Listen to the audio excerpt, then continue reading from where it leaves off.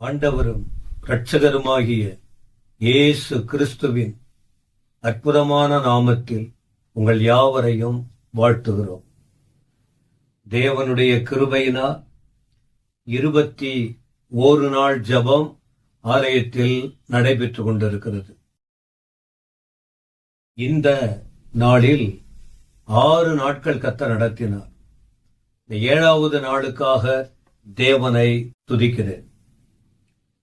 இந்த நாட்களில் குறிப்பா ஆலயத்திலும் ரோமருக்கு எழுதின நிருபத்தை வசனம் வசனமாய் படித்து வருகிறோம். அதை நீங்கள் சுருக்கமாக இந்த காணொளி மூலம் கண்டுகொண்டு கர்த்தர் என்ன செய்கிறார், நமக்கு ஆண்டவர் இயேசு நமக்கு என்ன செய்கிறார், நாம என்ன செய்யணும் என்கிற விஷயங்களை பவுல் எழுதுவதை பார்க்க முடியும். 1 5ஆம் அதிகாரம் 1 வசனம். ரோமர் 5:1 இவ்விதமாய் நாம் விசுவாசத்தினாலே நீதிமான்களாக்கப்பட்டிருக்கிறபடியால் நம்முடைய கர்த்தராகிய இயேசு கிறிஸ்துவின் மூலமாய் தேவனிடத்தில் சமாதானம் பெற்றிருக்கிறோம். முதல் காரியம் என்ன? நாம் நீதிமான்களாய் மாற்றப்பட்டவர்கள். இதை குறித்து முன்பு சொல்லியிருக்கிற விசுவாசத்தினால், இயேசுவின் இரத்தத்தினால் நாம நீதிமானாய் மாற்றப்பட்டிருக்கிறோம். அப்போ ஆண்டவர் நம்மை விசேஷித்தவர்களாய் வைத்திருக்கிறார். நீங்கள் ஒரு நீதிமான்கள். சரி, எப்படி இந்த நீதிமான் அப்படிங்கிற ஸ்தானம் கிடைத்தது என்று சொன்னால், ரோமர் இதே 5ஆம் அதிகாரத்தில் 9ஆம் வசனம், இப்படி நாம் அவருடைய இரத்தத்தினாலே நீதிமான்களாக்கப்பட்டதுனால. அப்ப நீதிமான்களாக்கப்பட்டதின் உள்ள இன்னொன்று என்ன இருக்கு? நாம ரட்சிக்கப்பட்டிருக்கிறோம். ரட்சிக்கப்பட்டவர்கள், விசுவாசம் உள்ளவனாகி ஞானஸ்நானம் பெற்றவர்கள் ரட்சிக்கப்படுவார்கள். ஞானஸ்நானம், ரட்சிக்கப்பட்டிருக்கிறோம். அப்ப இந்த ரட்சிப்பு கடந்த கால ரட்சிப்பு. இன்னைக்கு அதோட இருக்கணும்னு விரும்புறாங்க. நான் ரட்சிக்கப்பட்டுட்டேன், நான் இப்ப எப்படி வேணாலும் இருக்கலாம், நான் தேவனுடைய பிள்ளைன்னு. கடந்த காலத்தில். இன்றைக்கு நாம எப்படி இருக்கிறோம்? நீதிமான்களா இருக்கிறோமா? ரட்சிப்பில் நிலைத்திருக்கிறோமா?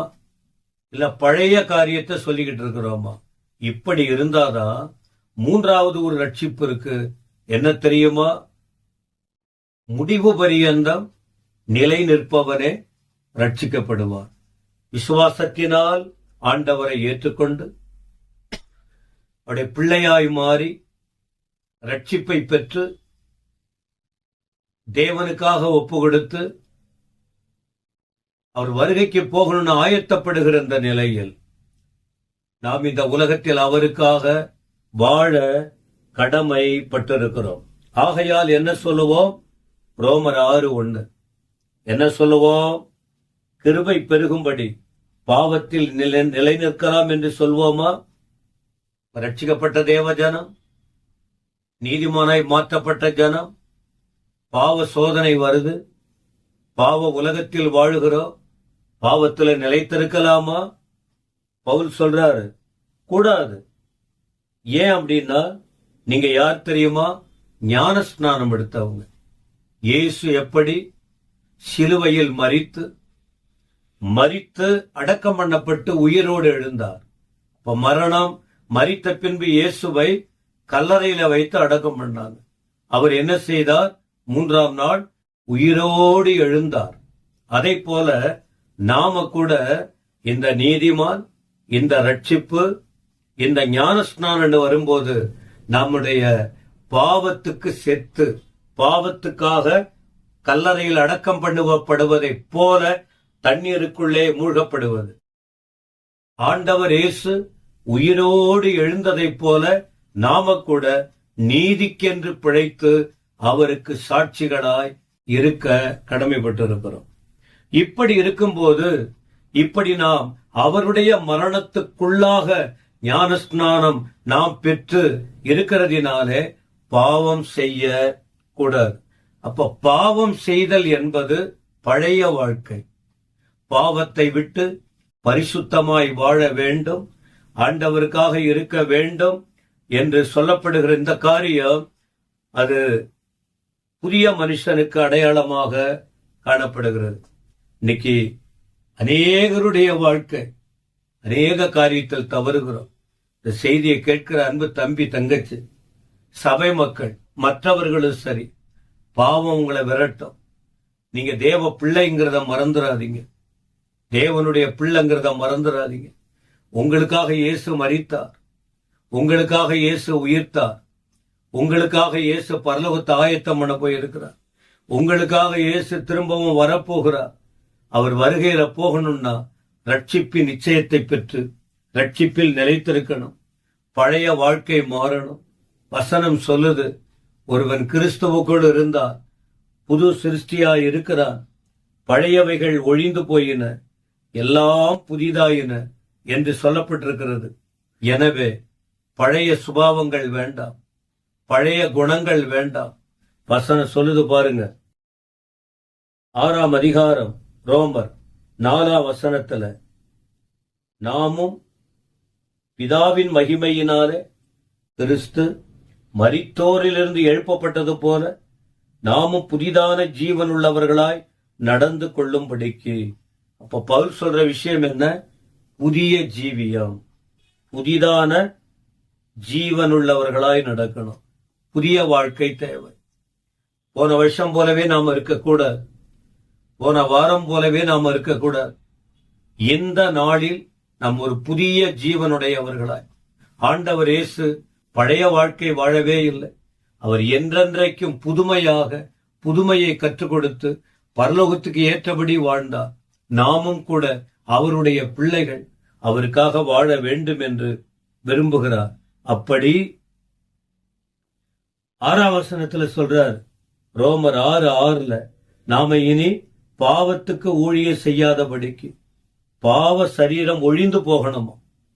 பாவ சரீரத்துக்குட்பட்ட நிலைகள், உணர்வுகள், தூண்டுகிற காரியங்கள், பக்தியை கெடுக்கிற காரியங்கள், பரிசுத்தத்தை கெடுக்கிற காரியங்கள், தேவனை விட்டு பிரிக்கிற காரியங்கள் சோதனை சுற்றி சுற்றி வரும்.